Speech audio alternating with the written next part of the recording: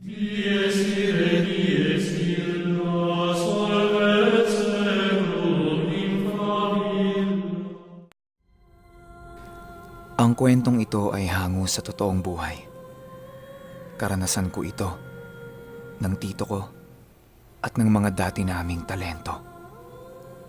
Taong 2005, sa dati naming bahay, Parañaque City. Itong mga panahong ito, iisa lang ang tinitira namin at ng mga talento. Hawak kasi ng nanay ko ang mga talento. Kumbaga, siya ang tumatayong manager ng mga ito. Ipinagkatiwala kasi ng tita ko sa nanay ko.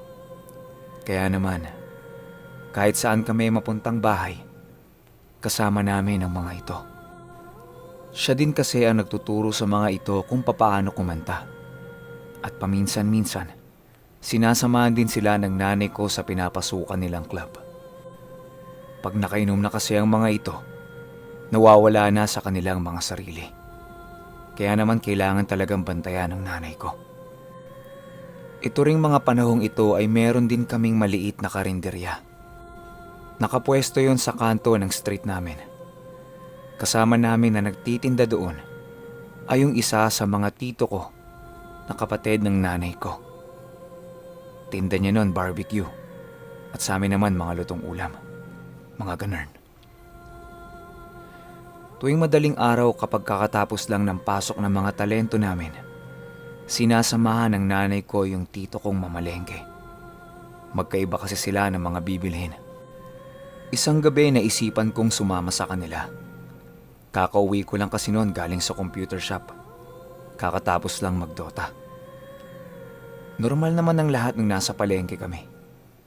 Nakabili pa nga ako ng paborito kong biko na may latik. Nung nakauwi na kami at binababa ang mga pinamili namin sa tricycle, may nakita akong bata na nasa pintuan namin. Screen kasi yung pintuan namin noon. Kaya nakikita ko kung sino yung nasa likod. Inaani-aninag ko. Akala ko yung ampo namin na bata. Tinawag ko. Sabi ko, "Psst! Alfred! Lika nga rito. Tulungan mo kami." Nakatayo pa rin yung bata doon at parang nakatingin lang sa akin.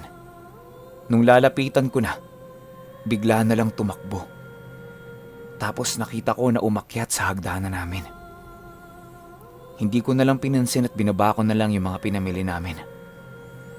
Nung kinahaponan nun, ang sabi ng tito ko ay nakita niya daw si Alfred na nakaupo sa hagdanan. Paalang ang kita nito. Kasi yung hagdanan namin doon ay may butas-butas sa ilalim. Tapos paliko yung pag-akyat. Kaya hindi mo makikita yung katawan ng nakaupo. Tinatawag-tawag daw siya ng tito ko. Pero hindi daw siya pinapansin. Nung umakyat siya para silipin yung akala niyang si Alfred, gulat na gulat ang tito ko sa nakita niya. Isa daw itong batang basang-basa ang muka. Namumutla ang kutis. Puro sugat ang labi. At umiiyak-iyak daw ito habang nanginginig ang kanyang bibig. Parang ginaw na ginaw daw ito. Nung yumuko ang tito ko at akmang aakyat na sana siya, bigla na lang itong nawala. Hindi naman natakot ang tito ko kasi bata lang naman daw yon. At ayon pa sa kanya, baka naman daw na malikmata lang siya. Alam ko nung oras na yon, habang nagkukwento siya, sinasabi niya lang yon para hindi kami matakot. Biyernes ng gabi ito. Papasok ang mga talento sa kanilang trabaho. Bigla akong tinanong ni Ate Jenjen kung sino daw yung bagong batang patakbo-takbo sa labas ng kwarto nila. Ayon kay Ate Jenjen, nakasuot daw ito nung sando na butas-butas. Sobrang puti daw at itim na itim ang buhok. Marami din daw itong sugat. Nung tinatawag niya yung bata, hindi daw siya pinapansin. Kala niya si Alfred yun. Nung hindi na lang siya pinansin, bumaba na lang daw siya. Kasi malilate na sila sa trabaho nila. Pagtapos itanong sa akin ni Ate Jenjen yan, unang pumasok din sa isip ko si Alfred. Pero yun nga, hindi daw. Kaya ang ginawa ko, umakyat ako doon sa labas ng kwarto nila. Sinilip ko kung maabutan ko yung batang sinasabi nila. Pero pagtingin ko sa itaas, wala namang tao. Madilim lang doon sa labas ng kwarto nila. Kaya ang ginawa ko, bumaba na lang ako at bumalik sa tindahan. Itong gabi lang din ito nangyari. Nung tapos na kami magtinda, inabutan ako ng nanay ko ng 100 pesos. Nung mga panahong ito, 20 pesos ang isang oras sa computer shop. So bale, meron akong pondong 5 oras. 5 oras para maglaro ng Dota 1. Nagsimula ako maglaro noon ng mga 9 PM na ng gabi. Natapos ako mga bandang 2:30 ng madaling araw. Walking distance lang yung shop sa amin noon. Kaya nilalakad ko lang talaga kapag pupunta ako at kapag uuwi. Minsan nga, hinahabol pa ako ng mga aso nun. Sugal talaga ang ginagawa ko makapaglaro lang ng computer. Ganun ako ka-addict. Nung nakarating na ako sa bahay, tulog na ang lahat ng tao. Ang nanay ko at yung mga talento namin, wala pa. Umuuwi kasi sila noon ng mga 4 AM na. Depende sa dami ng customers nila. Nasa baba muna ako noon. Naghahanap ako na makakain sa ref namin. Wala ako nakitang pagkain kaya umakyat na lang ako. Nung paliko na ako sa hagdanan, meron akong nakitang bata. Nakayuko ito at nakayakap sa kanyang mga tuhod. Hindi ako natakot dahil talagang Alfred na Alfred ang datingan ng bata. Kaya ang sabi ko, Fred, bakit siya nga natutulog? Huy, mamaya butang ka ni mama dyan. Palo ka na naman dun. Huy, Fred! Wala itong imik. Sabay nagsalita ito ng, Kuya, nahihirapan na ako. Ang lamig-lamig dito, ayoko na. Ayoko na, kuya. Nagtataka ako. Ang sabi ko, ha? Ayaw mo na? Ang ano? Lika nga, Fred. Doon tayo sa kwarto. Hindi pa rin siya gumagalaw sa pagkakaupo niya. At alam ko na sa sarili ko na hindi si Alfred yun. Kaya ang ginawa ko, dahan-dahan akong humakbang sa hagdan at tumakbo ko papasok sa kwarto ng nanay at tatay ko. Huminga ako ng malalim at sinabi ko sa isip ko na, Gosh, kinausap ako ng multo.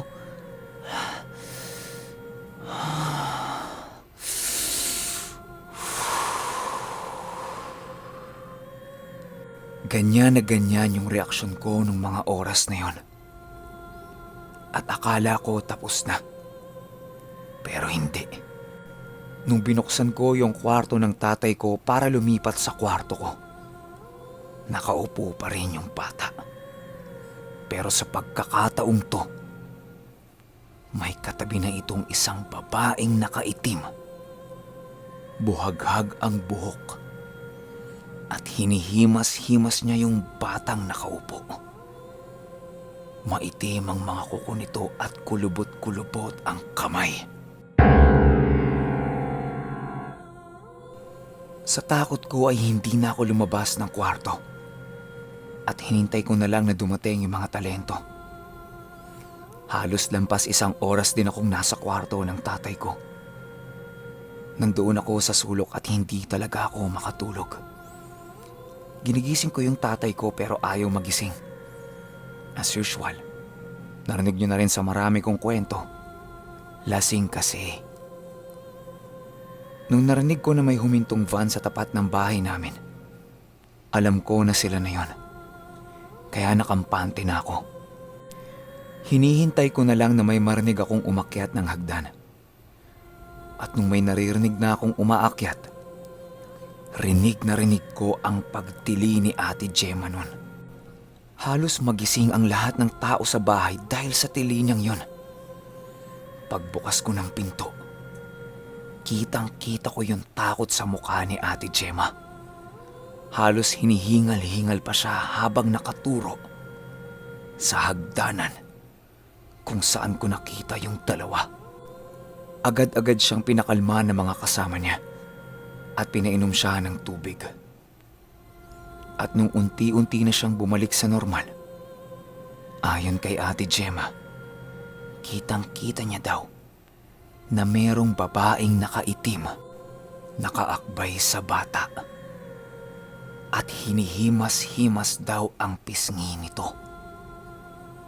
Sa sobrang takot ni Ate Gemma nung gabing yon, nilagnat siya. At lahat ng kasama niya hindi alam kung ano ang gagawin. Mabuti na lang at nagising ng nanay ko ang tatay ko. Binigyan siya ng panyo ng Birhen Manawag. Nilagyan ng puder at pinakalma ng tuluyan. Kinaumagahan yun pa rin ang topic sa bahay namin. Sinabi ko din sa tatay ko at nanay ko yung nakita ko. Kaya doon ako sa kwarto nila nagpalipas ng oras. At ayon sa tatay ko, minsan din daw ay nakita niya yung batang yon. Hinakbangan pa nga daw niya. Hindi na lang niya inano dahil baka ligaw na kaluluwa daw. Tapos bata pa. At yung tito ko naman, ayon sa kanya, nakita niya ulit yung bata. At sa paglalarawan ng tito ko, yung mata daw ng batang ito ay parang sinaputan ng gagamba ang itsura. Parang bulag daw. Kaya mula nung araw na yon, binansagan siyang batang bulag sa hagdanan. O kung tawagin namin ay si Bulag. Mula nang mangyari ang mga insidenteng yon, halos araw-araw na kaming nagtitirik ng kandila sa hagdanan at doon sa altar kung saan nakatapat ang pintuan namin. Noong isang beses merong birthday sa amin. Naimbitahan ng tatay ko yung dating may-ari ng bahay. Dati rin kasing nanliligaw yon sa talento namin. Kaya naisipan ng tatay kong ayain. Nung nagiinuman na sila, naitanong ng tatay ko kung naniniwala daw ba siya sa mga multo-multo na yan. Nung sinagot siya ng dating may-ari na oo, tinanong na ng tatay ko kung ano ang history ng bahay na yon. Kasi nga, merong batang nagpapakita sa amin. Ang sabi sa kanya nung dating may-ari, nung hindi pa daw compound yung area namin, meron daw 2 bahay na nakatayo sa pwesto ng bahay namin. Tapos meron daw 2 magkatabing tangke. Doon daw kasi sila nagpaparefill ng tubig noon. Para nga nangyari daw, naiwan ng kapatid niyang babae na bukas yung tangke. Kakaparefill lang daw kasi nila ng tubig noon. Tapos yung bunsong kapatid ng babae, umakyat daw doon. Kasi akala nung bata wala pang laman na tubig. Nahulog daw yung bata. Tapos hindi naman daw alam nung ate na nahulog. Kaya nilagay niya yung takip ng tangke.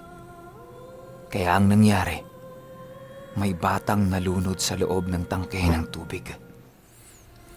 At yung tangking yan ay nakapwesto sa mismong tinitirhan namin noon.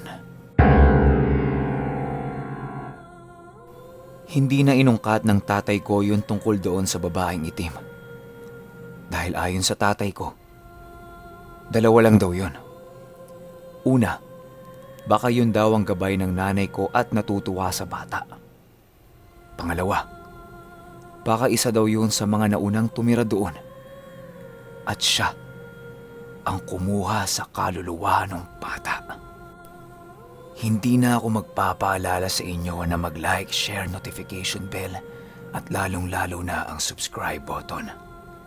At syempre, yung huwag mag-skip ng ads. Dahil ang magpapaalala niyan sa inyo ay yung babaeng nakaitim na nakayakap sa bata.